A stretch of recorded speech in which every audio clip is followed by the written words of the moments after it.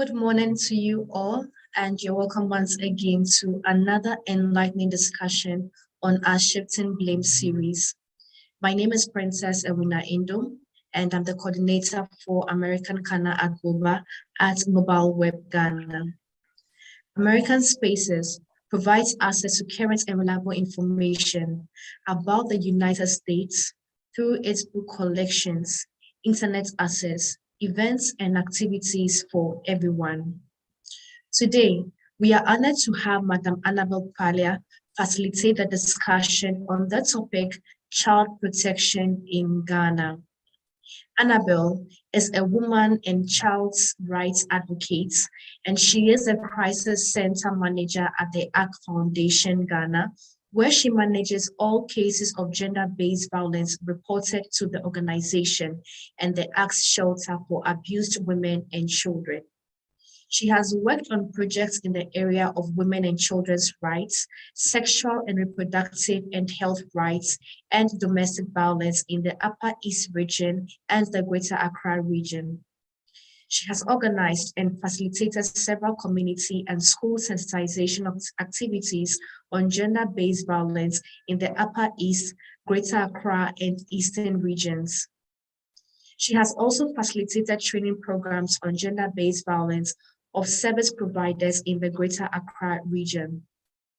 Annabel is also a member of several advocacy groups, including the Domestic Violence Coalition and the Center Against Sexual Assault, popularly known as CASA, working to stop child sexual abuse, particularly in schools in Ghana.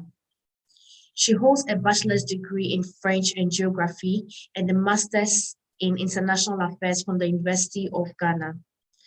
Aside the work she does, Annabel loves to travel and engage young people in healthy debates on varied topics. So today we are honored once again to have Annabel.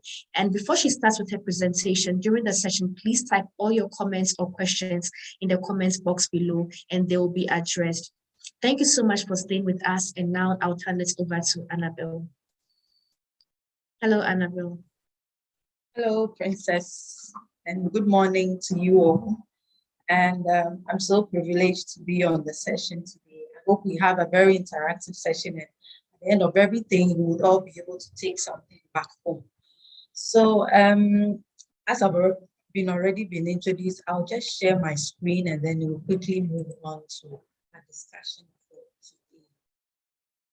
So just like Princess mentioned, today we're going to look at the concept of child protection and child safety in Ghana. So I know a lot of us have been hearing about it, but what does it really mean? What does it entail?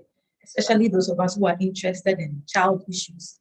So I decided to title my presentation today as Every Child is a Gift and Protect Them. So quickly, let's look at what we will do today. So at the end of today's session, we should all be able to know what the concept of, or the legal definition of who a child is. We should also have some idea of the concept of childhood and then what child protection and safety means. We'll also look at some of the international and national laws and also policy frameworks for child protection. And I know this will whet up appetite so that after the session, we can all go back and then read. I know a lot of times people don't like to read the laws, but it's really important if you want to move forward with this kind of work. Then we'll also look at the principles of child protection. Then we'll look at the relevant state institutions and agencies for child protection in Ghana. And then we'll look at the challenges vis-a-vis my recommendations. So in summary, this is what we're going to look at today. So let's move straight to our discussion. So if we say a child, who is a child? So a child is a person, a human being below the age 18 years. So this definition is found in our constitution, so Article 28 of our constitution, and also in the Children's Act of Ghana, so Section 1 of the Children's Act. It is also found in the UN Convention on the Rights of the Child, that's the UNCRC, which is the global legal framework for child protection. Then even in the African Charter on the Rights and Welfare of the Child, this definition is there. I know in some countries, the definition might vary, but within our context, anybody below the age of 18 years is considered as a child. Also, we are saying that in Ghana, in our Ghanaian culture, a child is also someone who is still largely dependent on adults for the necessities of life. So now we know who a child is, anybody below the ages of 18. Now, what is childhood? We've been hearing about it. So childhood basically is a social construct, and it's a phase in life. So it's a phase in life from when you are born until you transition into adulthood. So between this period when you are born and when you get to become an adult, a lot of things take place which can really shape your life as a child, and can also influence society, because if you don't get the right attention, the right protection, the right care, you can imagine the kind of people we have in our society. And as the saying goes, children are the future of the world, so we have to pay a lot of attention to it. So we are saying it is a period when a person is under the authority, control, and care of someone or persons considered as adults in society.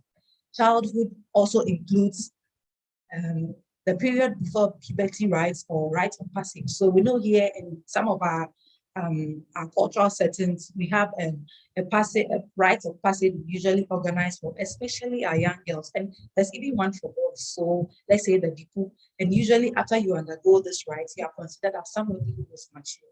It is also considered as a period where a person is not married, a person is in school, especially where your fees are being paid by an adult. It's also a period of learning a trade, a period when decisions are made for young people, basically where you're living under the same roof of either your parents or guardians. Now, we are saying that this phase from when you are born to when you transition to an adult is a period of vulnerability and a period of innocence. And therefore, it is very important that the right care and protection is given to that child to be able to develop both physically and mentally.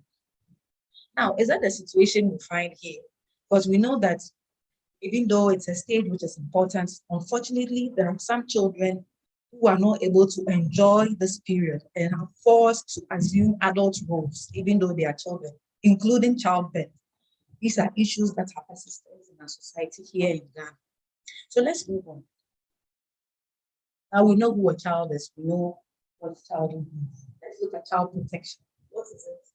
So in summary, it is all the strategies or all the actions that are employed by a state or by a country, by parents, families, communities, civil society organizations, that is NGOs, FBOs, children and the youth, to ensure a life free from violence, abuse, exploitation, endangerment, oppression, and neglect. So from this sentence, you can see that the issue of child protection is not one man's job. It is everybody's responsibility, including the children themselves. So we all have a role to play when it comes to child protection. And it should also tell you how important it is, because all these people are involved. We're also saying that during child protection, it also seeks to guarantee the rights of all children to a life free from violence, abuse, and exploitation. So we know all as human beings, we all have rights, human rights, and children's rights are also human rights. And therefore, if we are able to have effective child protection strategies in our countries and in societies, it means that our children will be able to enjoy fully their rights as children. Now, for us to be able to have an effective child protection strategy in our country, there are a number of key things we need to consider. One, we need to have appropriate policies, legislations, and regulations. So we said the state or the country or the government is one of the key stakeholders when it comes to child protection. And they are to ensure that the right policies, right laws, and regulations are put in place to protect children, also promote their welfare. We should also have well-defined structures, institutions, and functions. So their mandates should be clearly stated, and they should also have adequate capacity, because it's not just about having a structure and building, but the people even within the structure should have the capacity to be able to carry out their mandates to ensure children are protected. Thirdly, let's look at supportive social norms. So we know that in every society you have a number of rules, expectations, which are generally acceptable. But some of these social norms are very negative and do not promote the rights of our children, especially norms that inflict pain, harm, or leads to neglect or abuse of children. We're talking about issues of child marriage, issues of child labor, issues of sexual abuse. These are all things that still exist in society. So in order for us to be able to protect our children, we should do away with all these negative norms and rather promote norms that are supportive, that would rather help our children develop. We should also have effective promotion, prevention, and response strategies. So how are we even promoting well children in our communities? How are we sensitizing our communities? Do we even have institutions? Are they well funded? And how are we even putting in place preventive strategies? Because we don't have to wait for a child to be abused or something to happen to a child before we put in strategies. We should have preventive measures. Now, if a child should be abused or if the right of a child is being infringed upon, how do we respond to it? These are all things that are included in our child protection strategy. Then high quality evidence and data for decision making. So we should be able to have institutions that are set out to be able to carry out research, to be able to come out with data that would inform governments or organizations when it comes to decision making. We should also have efficient fiscal management and sufficient resource allocation. So if you don't give people the right resources, they cannot do anything. So let's make sure that we give them the right resources, both financial, human, and any other support they need to be able to protect children in our society. Right, let's move on. Now let's look at strategies that are to encompass child protection. So when putting in place strategies or actions, there are some 4 key things that would have to be done. 1 is child survival, 2 is child protection, 3, child development, and child participation.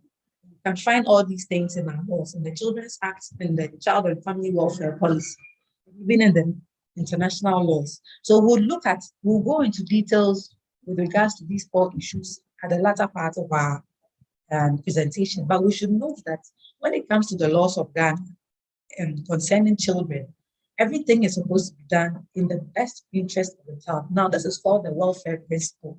It's in Article 2 of the Children's Act 1998. You can also find it in the UNCRC, that's the international law, and even in the African Charter on the Rights and Welfare of the Child.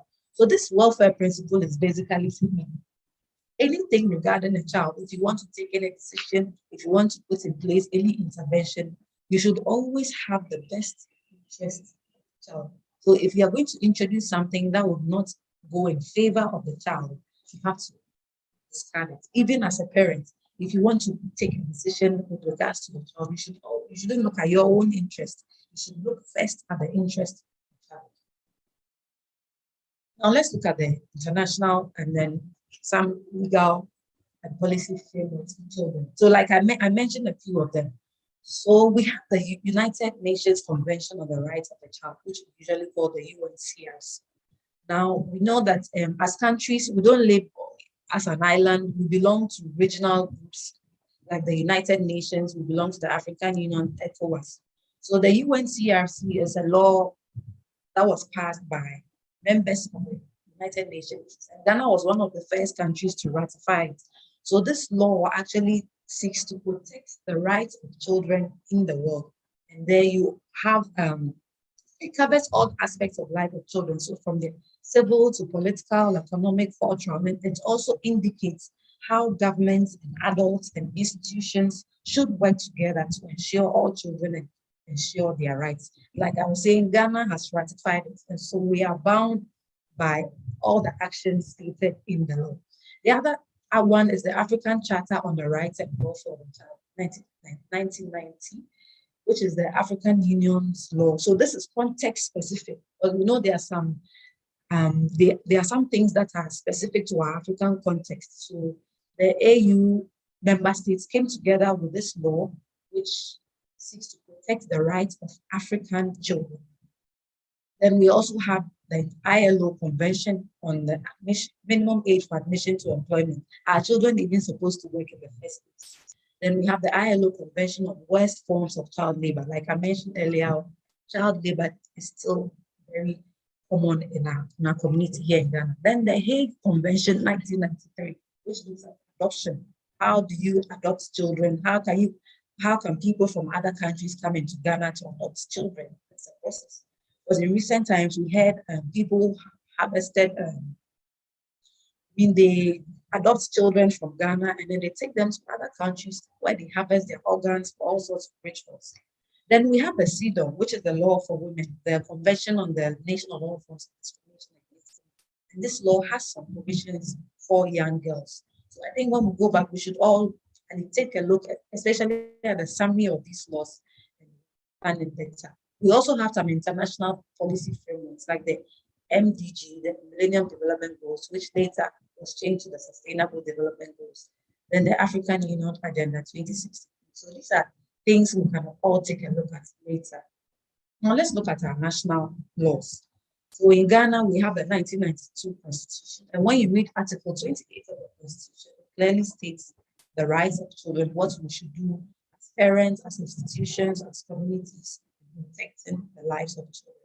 We also have the Children's Act of 1998, which is like the law that covers all aspects of children in Ghana.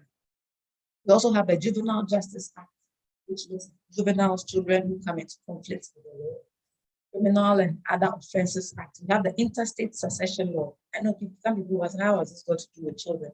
But we know usually when it comes to the issue of inheriting property from our parents or guardians, children have a part to it. So this law also seeks to address that. Then the Human Trafficking Act.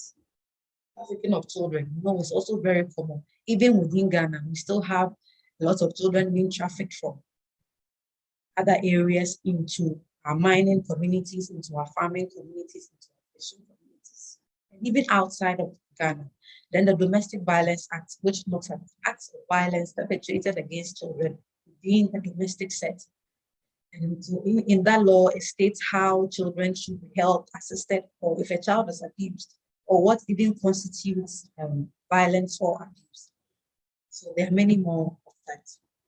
Now let's look at some national policy frameworks. We have the Child and Welfare Policy, which looks at how children should be brought up in our communities, the role of the traditional authority, the role of our institutions, and things like that. Then the Justice for Children Policy, which was introduced in 2016. So this seeks to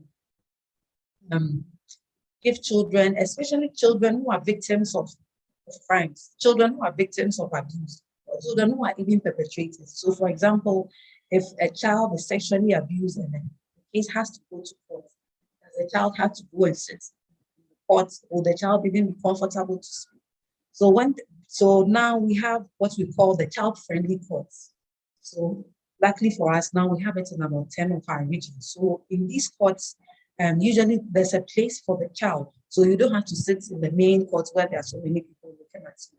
And they have a lot of children activities within the room. There's also a CCTV camera fitting, so the child doesn't have to come into contact with the perpetrator or the rest of the court, and many others. Now let's look at the principles undergirding child rights in the UNCRC and even in the Children's Act. All these things cover this. Now we mentioned child survival. How important is this in the lives of children? What's child survival? We are saying that in order to be able to protect our children, we should concentrate on their survival. And what exactly is this? We are saying that if we are able to increase the lives or the chances of children to survive, especially from the ages of 0 to 5, it means that our children will be able to grow well, our children will be able to develop well, and they will be able to contribute to their culture when they become adults. And we know that even though there's been an increase in medicine and technology, now a lot of childhood diseases have come down because we found vaccinations and children have been immunized. But there are still issues. We still have a lot of children dying even before they get to the ages of 5 years. So the issue of malaria, the issue of pneumonia, the issue of even malnutrition. This day and age, we still have a lot of children who are malnourished. And how do parents even have, or children have access to health facilities? Can we find them in all our communities? Recently, there was a story in the newspaper where a woman had to give birth on her way to a health facility. She was actually being carried by a motorbike. And at a point, the rider had to stop and help her deliver. The time was due. Is it our health facilities accessible? Is it cost? Are people able to afford? Is it covered in our national health insurance? Even before you deliver, after you deliver, and then even when the child is growing, are we able to immunize our children against the nine childhood killer diseases? These are all issues I would have to look at. The institutions, the health institutions that are mandated to ensure that our children are able to survive. The issue of child protection. How are we able to protect our children from violence, from abuse? How are we able to, do we have institutions that are supposed to help children when they come into such situations, when they are abused? How are they even able to help the children with their cases? How do you even interview the children? Do we traumatize the children? Are they even well funded? Are they even accessible? Do people even know where they are located? These kind of issues. Then we move on to child participation. So we know, especially within our African setting, a lot of times we don't listen to our children. So when we are making decisions, yeah, but keep quiet and all that. But in our laws, it's stated that we should listen to our children. We should let them express their views freely. But it even helps in building the confidence of the child. If you keep saying, oh, when you're taking a decision or when you're having a discussion and the child tries to contribute and you shut the child down, it would make the child timid. So let's encourage our children to express their views. Let's allow them to join in extracurricular activities in our schools so that it would empower them to be citizens of the country. Now, the issue of child development. So we know that when a person is born, it's a process. So from a newborn to an infant to a toddler to you go to preschool, school, even when you become an adult. There are health implications to all these stages. And even the way a child is developed has an influence on the kind of opportunities you can even get as a child, even if the kind of educational resources you get as a child. And then also the issue of healthcare, which we mentioned when we were talking about child survival. And then nutrition, what kind of food are we giving our children to aid in their development? Because we know if you don't give the child the right kind of food, which is very nutritious, they might either have stunted growth and even develop a disability. Now, even learning opportunities in our schools, right from the daycare to the nursery to the primary, JSS, do we have resources? We still have children studying under trees in Ghana. We still have schools where children are sitting on blocks. All these things have an impact in the lives of our children. Our people who are caregivers in our orphanages, in our homes, in our preschools, what kind of training do we give to these people? Do they have the right equipment?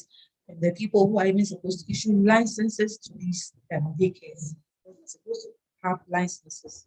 Now, we should note that failing to give a child the best start in life perpetuates the cycle of poverty and disadvantages the child. And it also undermines the strength of a society. Because like we said childhood is a phase. So if you're able to give children the right care and protection they need, that they'll grow up to become responsible citizens. And we would have a peaceful society. But if we don't do that, our children might end up taking all forms of social violence like armed robbery and other things. And we cannot live in a community like that. Right. So all these things are very important when it comes to issue of protection. Now let's look at the core to the above. The issue of non-discrimination and the best interest, which is the welfare principle we already mentioned. So what do we mean when we say non-discrimination? So we are saying that when it comes to issues concerning child protection, there shouldn't be any discrimination. So irrespective of where you're coming from, whether you're coming from a rural community or an urban community, whether you belong to this tribe or that tribe or this ethnicity, whether you're a boy or a girl, whether you have a disability or not, children should have equal access to opportunities. So the fact that you live in a rural area doesn't mean that you shouldn't have the best of education, or you shouldn't have health facilities. It's an issue of non-discrimination. Then the best interest, like I mentioned, you should always have the interest of the children. Let's continue. Now let's zoom down to the Children's Act, which is the main law for children in Ghana. The core principle in the Children's Act, like I mentioned, is the welfare principle, which is based on the best interest of the child. We should all have this at the back of our mind, that anytime we are dealing with children, we should always seek their best interests. Now, what are the other core provisions in the Children's Act of 1998? The rights of the child and parental duties. So when you read the Act, it states our responsibilities as parents and even as guardians. How are we taking care of our children? How are we providing their needs? The fact that maybe a mother or a father are having issues, whether they're separated or divorced, does not mean that you shouldn't take care of the child. Non-maintenance is very high in Ghana because of this issue. Even naming a child, you're supposed to name the child because the child is supposed to have an identity. Getting a birth certificate for a child, they're all stated in the Constitution. And if you go against this, there are institutions that are supposed to penalize parents that do not carry out their roles or responsibilities. Now, we also have the issue of care and protection. And let's note that in Ghana, when it comes to the issue of care and protection of children, it is the district assemblies and the Department of Social Welfare. They are the main institutions that are supposed to ensure. So it is the assemblies are supposed to ensure that our children are well protected, our children are provided the right needs, our children are happy, our children have access to the right resources. And then the Department of Social Welfare are supposed to investigate in case there's a contravention to these rights of the children. So they work hand in hand. Right.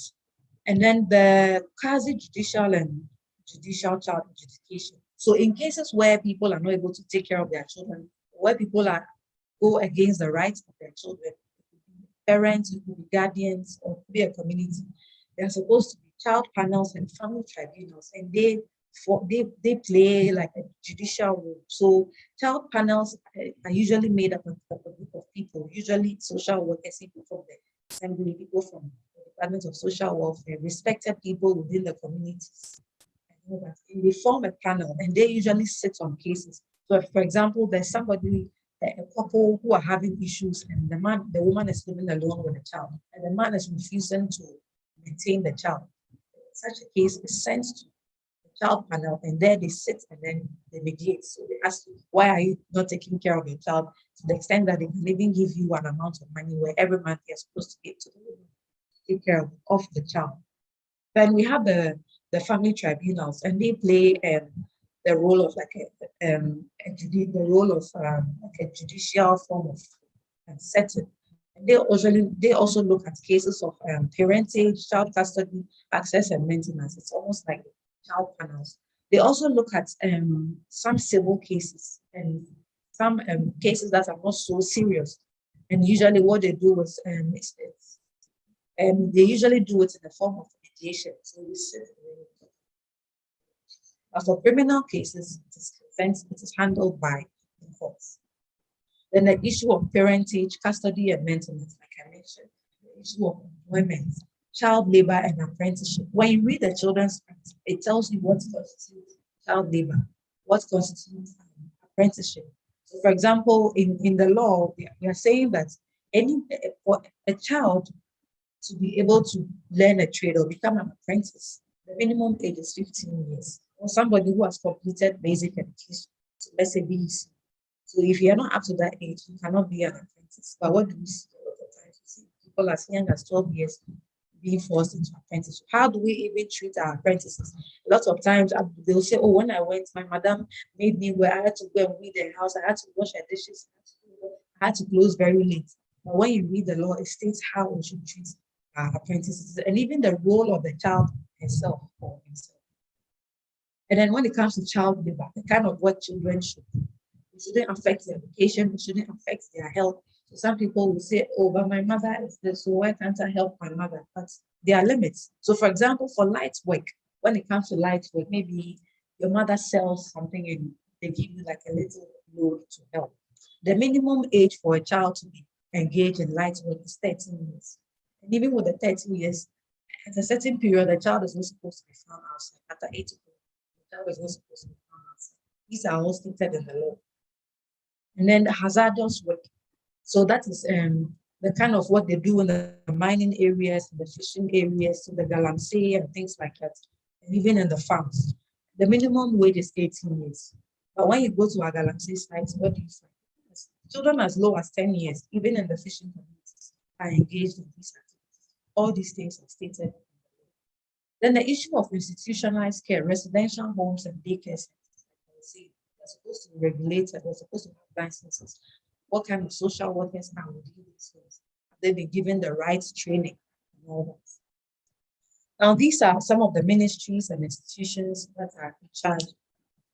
So we have the Gender Ministry, we have the Department of Children, we have the Department of Social Welfare, the Domestic Violence Secretariats, the Human Trafficking Secretariats, then the assemblies, the Metropolitan and Municipal District Assemblies, then the child panels and child protection committees. And these are all found in the assemblies and in the ministries. So in case you have an issue, there's an issue concerning a child, even if you don't know where to go, at least when you go to the assembly or when you go to the ministry, directed to the appropriate agency.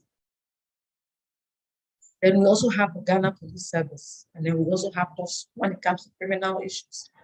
Then the anti-trafficking unit of the Ghana Police Service. There's also SHRAJ, the Commission on Human Rights and Administrative Justice. Then there's Parliament, so they make the laws.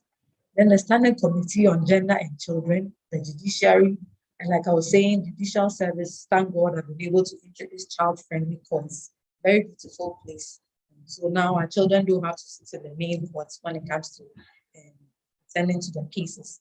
Then the family tribunal, like I mentioned, gender-based violence courts, then alternative dispute resolution units, then the legal aid board. Then many more of these ministries are here. So I'll just move on.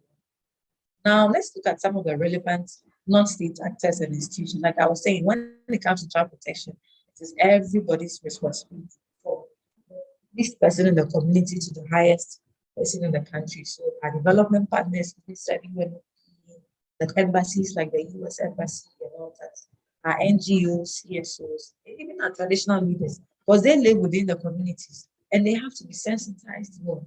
Even they have their own way of adjudicating some of these cases. And a lot of there are instances where some cases, criminal cases, are handled by our traditional leaders, which is not supposed to be so. We need to sensitize them to understand that when it comes to issues, criminal cases like defilement, cannot be handled by our traditional leaders. It has to be sent to our religious leaders, our parents, foster parents, even in the schools, health facilities, and then the child. Now, looking at all these things that we've just discussed, what is the state of child protection in Ghana? Are children well protected? What are some of the issues that still persist when it comes to the welfare of children in Ghana? So let's look at some of the institutional challenges. Resources. So like we mentioned, in order to have an effective child protection strategy, you need to be able to have structures. Then and these are usually the institutions. Do they have the right resources? A lot of times we know that a lot of these institutions like social welfare are not well resourced. So they are not able to carry out their mandate.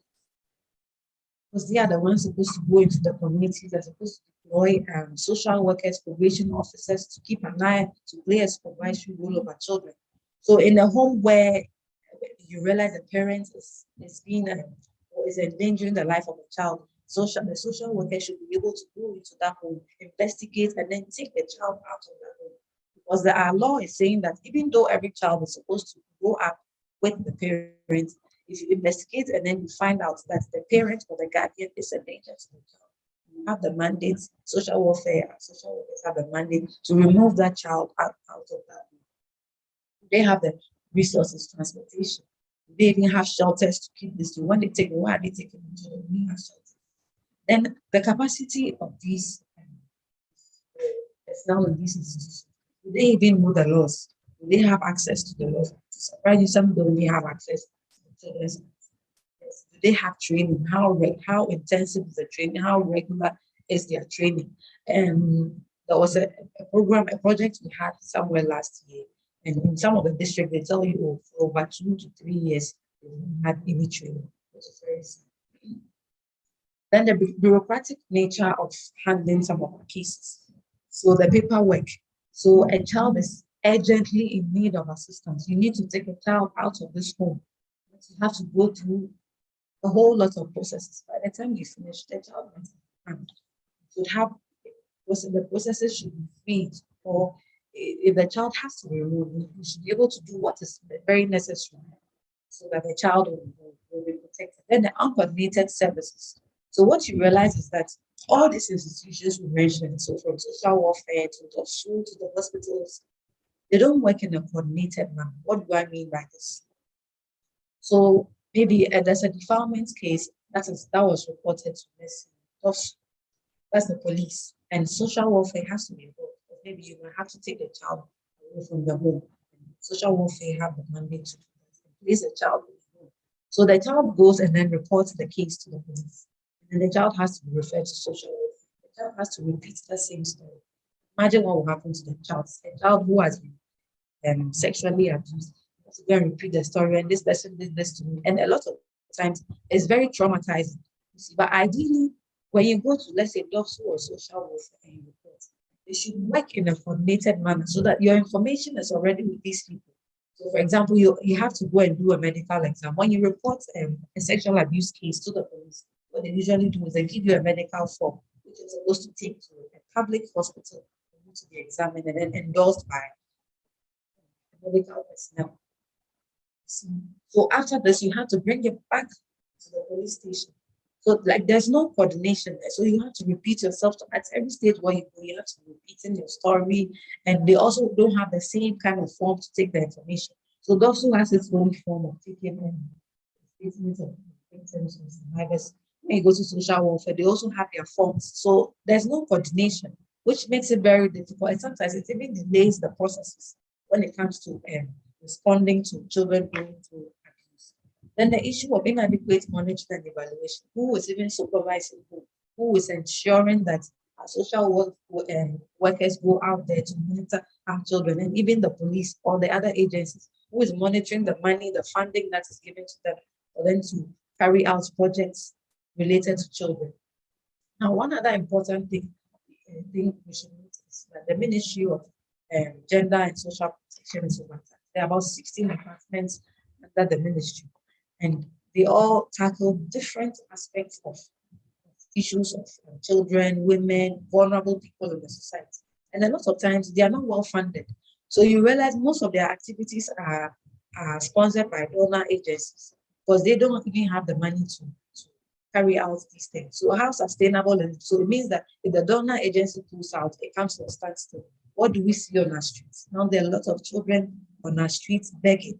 Who is in charge of this? Who is supposed to take them out of the streets? Because it's even a danger to their lives. What if they are knocked down by vehicles? They are supposed to be in school. Our mothers on the streets. And now we even have people coming from other countries joining us. Which institution is responsible for this? Do they even have social welfare? Do they even have the right resources? When they take them out of the streets, where are they going to keep them? Do we have enough shelters? Still a big problem here in Ghana. Now let's look at structural challenges. Persistent social and social-cultural norms.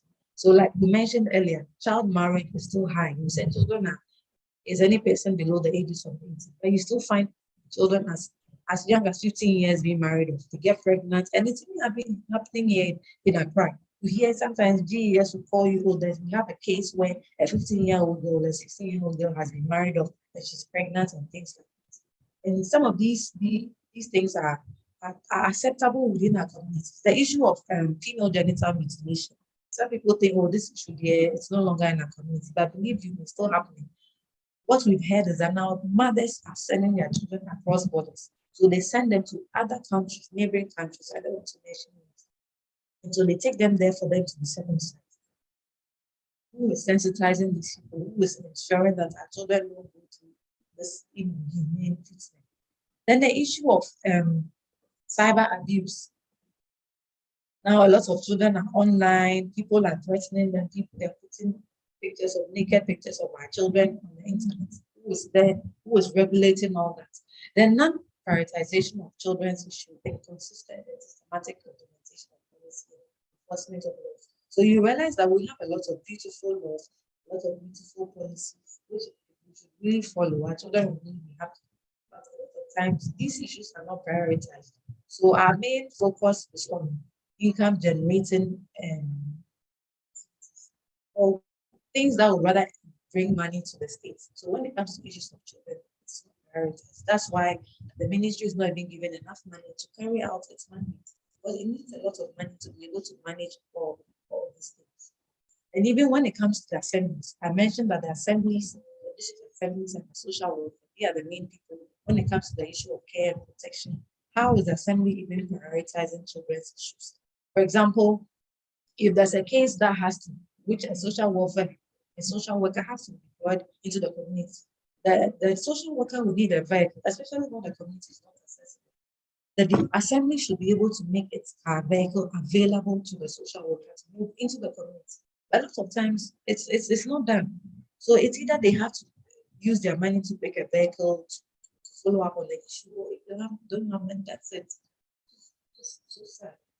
Then the issue of enforcement of our laws, which is one of the big problems we have here in Ghana. We have all the beautiful laws, but when it comes to enforcing the laws, it's always a problem.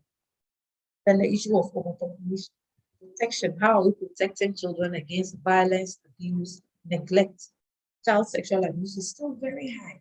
I remember immediately after the lockdown was lifted, there were cases of teenage pregnancy was on the rise. A lot of girls got pregnant, and a lot of them were below 18 years, even below 16 years, because it means defilement occurred.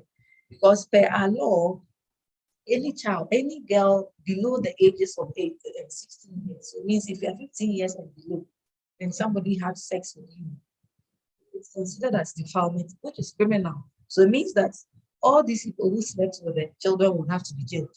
But what do we see? We don't even know where they are. And then the issue of physical abuse, emotional abuse. And according to a UNICEF report, it says that it cost Ghana about 200 to 300 million dollars when it comes to child abuse. Then the issue of child marriage. How are we protecting our children against this?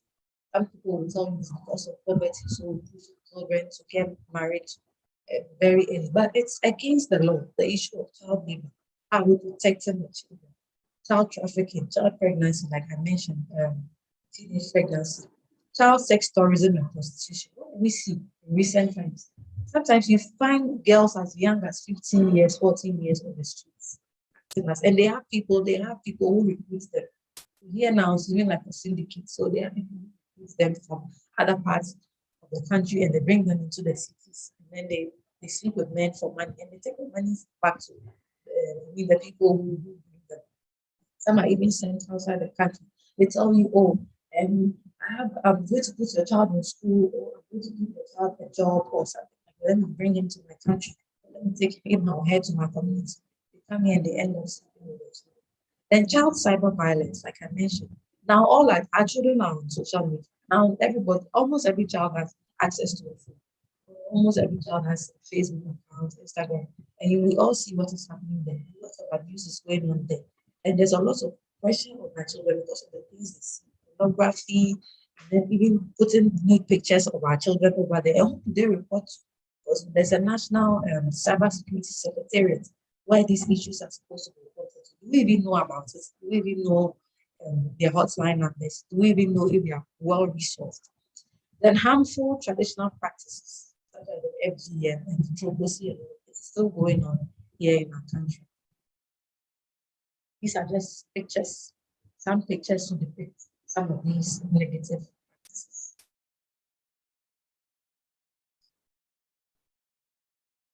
Now, the issue of survival and development, like I mentioned earlier, that a lot of our children are dying because they don't get the right care.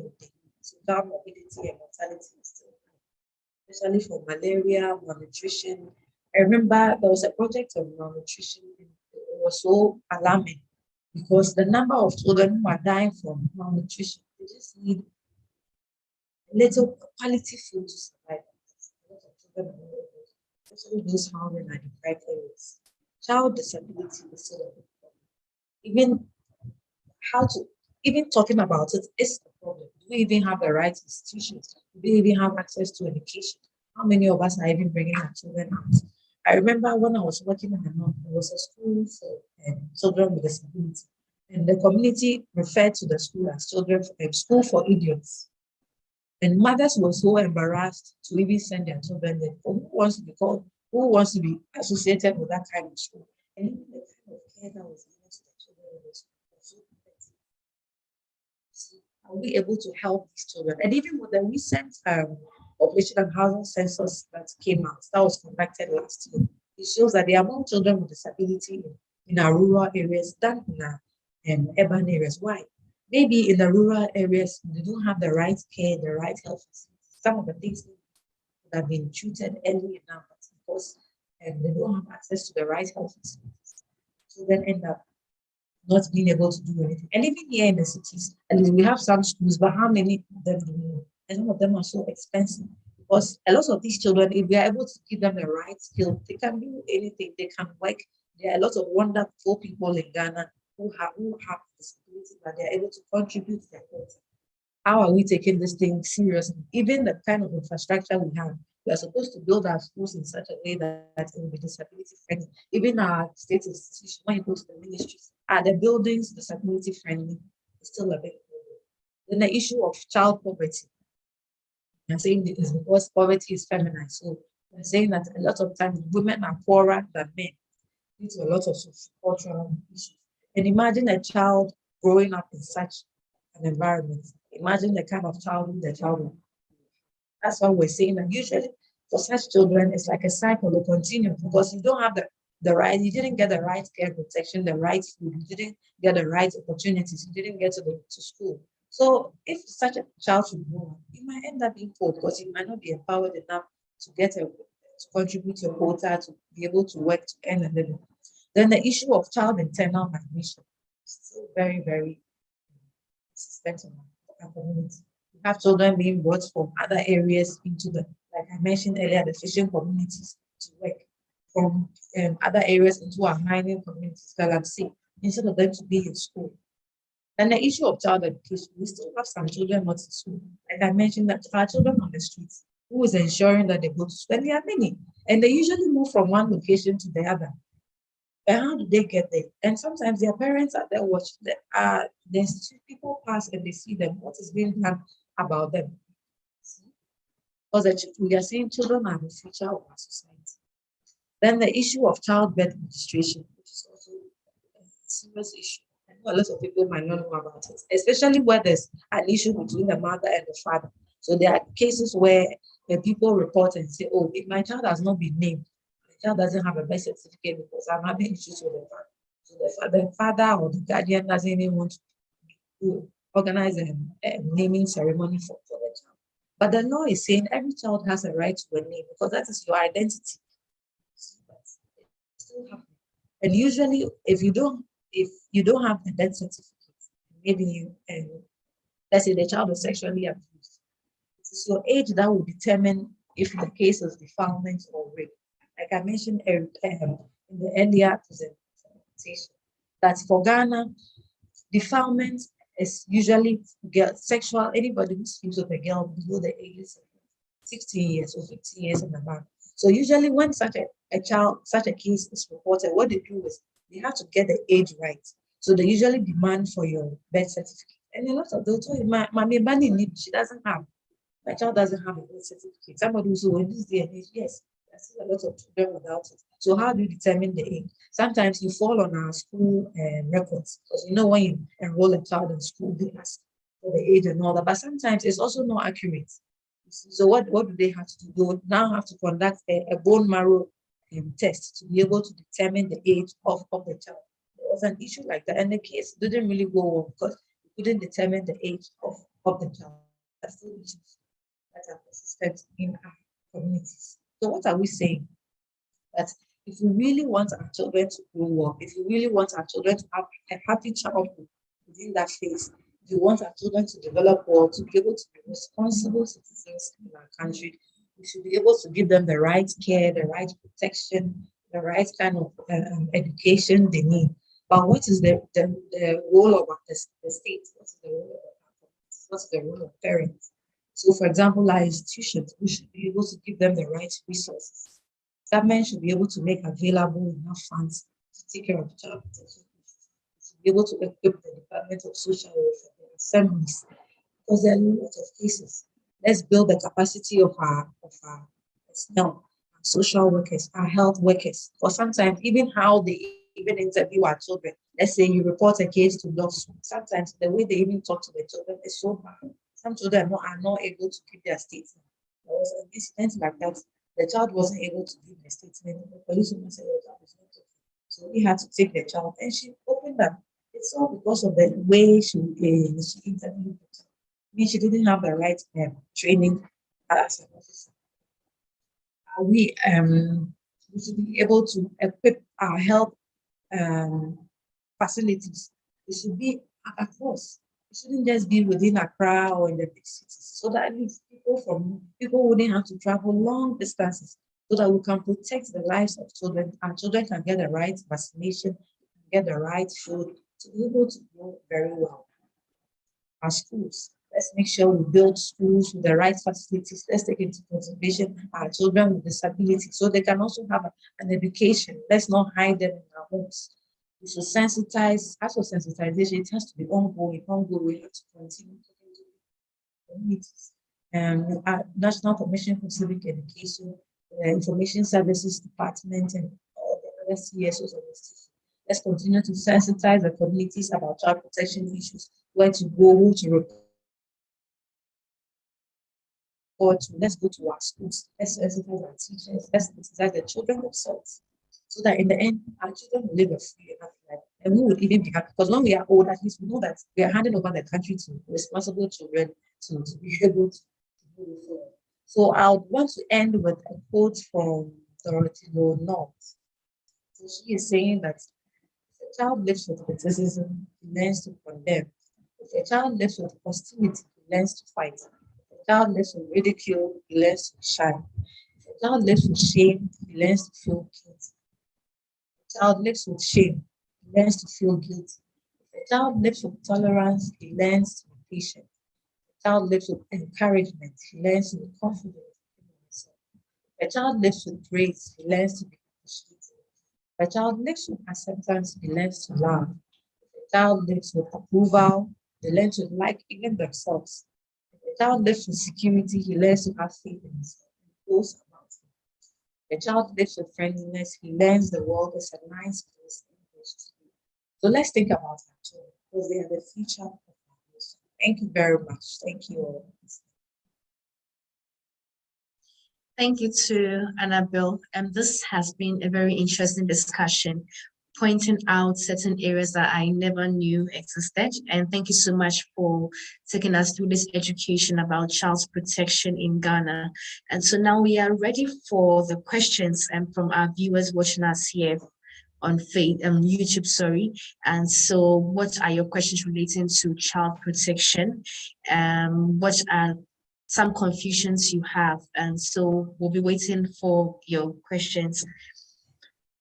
And so Annabelle, if I may ask, how long have you been doing this? Oh, I actually started after service, my national service. So that was in 2012. So it's been about 8 years now. 8 years. So right from the north and moving to Accra. I've been doing this for about 8 years. That's interesting. So you mentioned some of the challenges that you have encountered in your work. And so, for example, in the case where there's a case where a child, let's say, is not taken care of by the parents or the guardian, has there been an instance where you have used your own pocket money in taking care of that child?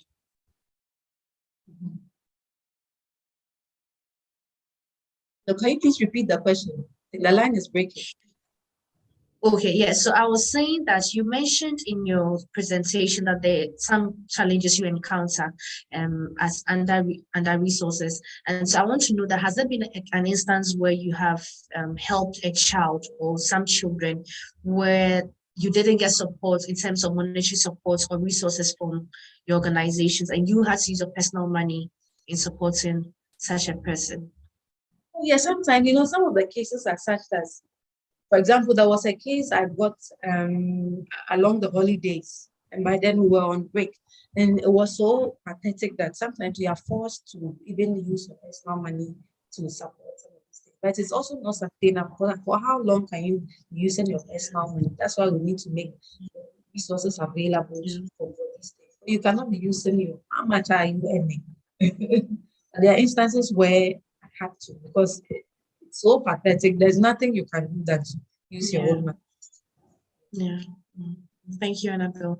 And so with your nature of your work, where sometimes you have to deal with family. And so let's say, for example, a father is not taking care of the child and it's reported to maybe social welfare, and let's say it also comes to your organization. Has there been an instance where a child knows very well that a parent or both parents are not taking care of him or her well, but this child still wants to stay with the parents? In such a case, how do you go about dealing with the situation? Okay, so like I mentioned, per the law, children are supposed to live with their parents unless the parent or the guardian poses a threat. So if there's a case of non-maintenance, that's what we usually call parents who are not able to support their children. What you do is investigate why are you not able to support them? Is it because you are not working? Is it because maybe you don't earn enough? So how can we help you? Can you be, if you are given a little money, can you be able to provide something for the children? So that's what we usually do. You investigate and then you do an assessment. It's not, you don't just have to take the child away from the house because the parents are not able to take care of it. Sometimes it is because genuinely they don't have enough money. So it means they'll need some financial support, which we usually do. Right. So especially with the women, when we try to set them up, so they identify an area, maybe if they're already doing a trade, if they have a skill, give them some capital to be able to do a business to take care of the child. Yeah, that's good to know. And so when it comes to partnerships or collaborations with other sister organizations, how is it like? Do you get the needed support? So I don't want to say, I don't know if in terms of your work, you have every resource available. So in the instance where, let's say you cannot handle a particular case, when it comes to collaborations and partnerships with other sister groups, how does it work like for you? Right. So at the ACT, we call these other organizations our network partners. So we don't work alone. We don't work in isolation. So we rely on network partners. So the police are our network partners, departments of social welfare, other sister NGOs who also work in the area of women and children, even the courts, legal aid, FIDA Ghana, the women lawyers, and even the courts. So what we do is, if it's something we are not able to handle, we reach out to these other organizations. For example, if it's a child custody case, clearly you know it is the Department of Social Welfare that handles such cases. So what we do is we refer you. So we do a lot of referrals. If it's a criminal case, we don't have to handle it. It has to be reported to the police. If the person needs some kind of financial assistance, which we are not able to do, we can also rely on the assemblies or social welfare, because we know they also have programs where they support women when it comes to businesses. So that's what we do. We refer and then we work with our network. If somebody who needs legal assistance, it's a case that needs a lawyer, the person doesn't have money to employ the services of a regular lawyer, means that you would have to refer that person to legal aid or FIDA Ghana. So we do a lot of referrals and we call all these people our network partners. So there are lots of times we get cases from other regions. And you know, we are here in Accra and also in Extreme. What do we do? So we fall on our network partners and then we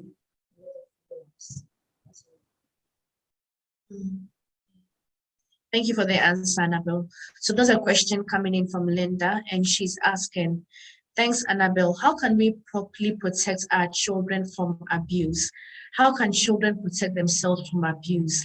Can you please share any practical tips with us? Right. So one key thing I've mentioned is information. People need to have the right information, even our children. So let me give you an example. So there was a little girl, they were living in our premises. And you know the way children are curious. So anytime she comes into my office, she sees posters of abuse, saying, don't do this, don't touch. So she keeps asking questions. And I keep answering her, oh, this, you are not supposed to be telling them. You're not supposed to neglect your children. So she's been asking a lot of questions. So one day she came to me. She sat quietly and she said, and somebody inserted him.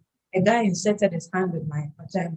So I was trying to get a lot of information. When did they happen? Who is it? Can you identify the person? And I asked if she had reported to her mother. She said, no. I said, why not? I told my mother she would beat me. But she was able to confide in me because she knows that we're having such conversations. And we reported the case to the police. You see, this child had the information that this is not good. So when the guy was doing that, so she knew that she had to open up to somebody. And we reported the case to the police. The guy was. And even at a point, the mother didn't even want the case to be reported. So people need to get information in the first place. Because if you don't know that what the person is doing to you is wrong, you cannot even reach out to anybody. And you need to be able to know that, oh, if I go to this place, I will get the right care, or this person can help me. So information is very key. That's why we have to do a lot of sensitization in our schools, in our communities. Our children need to know if this person touches here is wrong, if this person says is wrong. And then the institutions, like I was saying, let's give them the right resources, the right capacity. So that's what I would say. Thank you, Annabelle.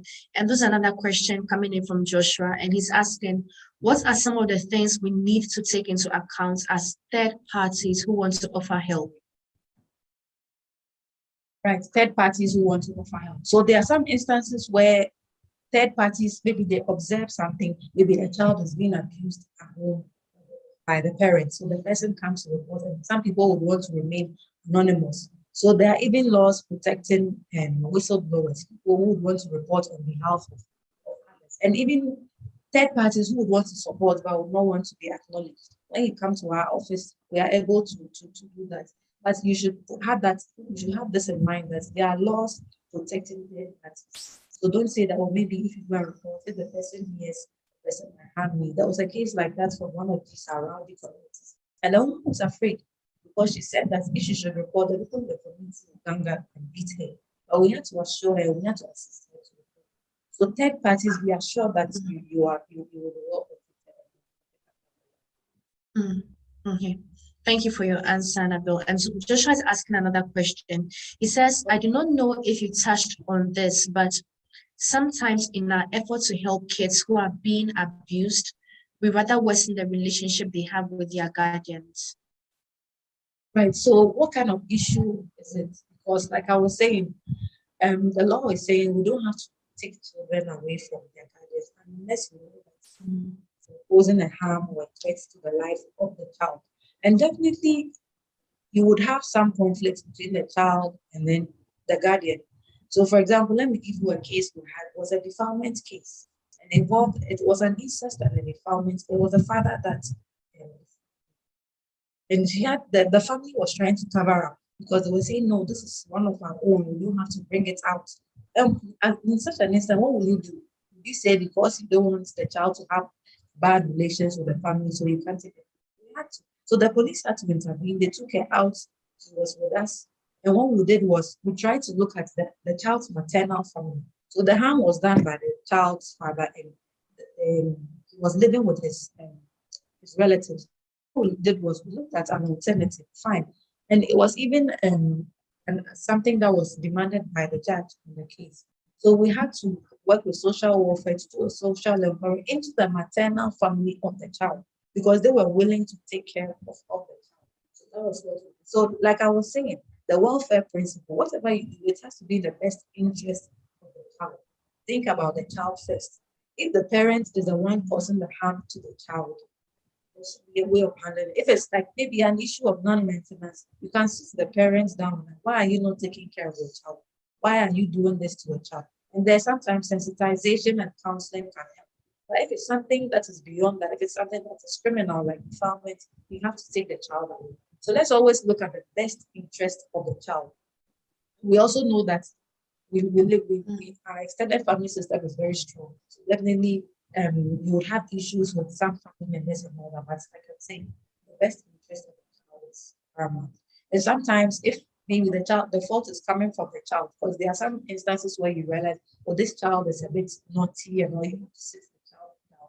Because child rights also goes with child responsibilities. So anytime we go into the schools to talk about issues of child abuse, we also hammer on the point on child responsibility, because as much as it is your father or your mother or your guardian's responsibility to take care of, you also have a responsibility towards them, to be respectful. When you go to school, you have to learn, you have to assist your parents, you have to, you also have a responsibility to play. It's not just from your parents. So we have to look at the two. We shouldn't just be one-sided. Yeah. Thank you for the answer, Annabelle. And so we'll take our last question because we are running out of time. And this is coming in from Fiwe. And hi, Fiwe. And so she says, I'm from South Africa. However, if a child is not being looked after or showing signs of being abused at home, the community members have the right to report the families to the social workers. How does it work in Ghana? When a child is being abused or showing signs of abuse, can the community intervene? Yes. So the community can intervene. That's why we have third parties. So the community can intervene and report, and whoever is reporting can even decide to remain anonymous because you live in that community. So when you approach the appropriate authority, like there's a social welfare or the police, you can report it. And it's even stated in the law that anybody who sees, when you see or you have information that a child is being abused or a child is being harmed, it is your responsibility to report. So yes, we also have that in the law. Because we have to be each other's keeper. Yeah. Thank you so much, Annabelle. And so we will end today's discussion. But before that, we'll take your final words before. Yeah. Right. So I'd want to say a big thank you to the organizers. Thank you for giving me this opportunity. Say that let's all keep our eyes open because there are lots of things happening, and let's all support it. And let's always, sometimes you might feel you're not helping. Sometimes even just stopping on the road to find, oh, why are you fighting? That's the moment that's going to happen. So let's keep our eyes open. Let's keep giving the information out there. Let people know that there's out there. Let's not remain silent. And we all have a role to play to ensure that our children are protected and we live happy lives. Thank you. And you could also reach out to the ACT Foundation. You can find our numbers online. So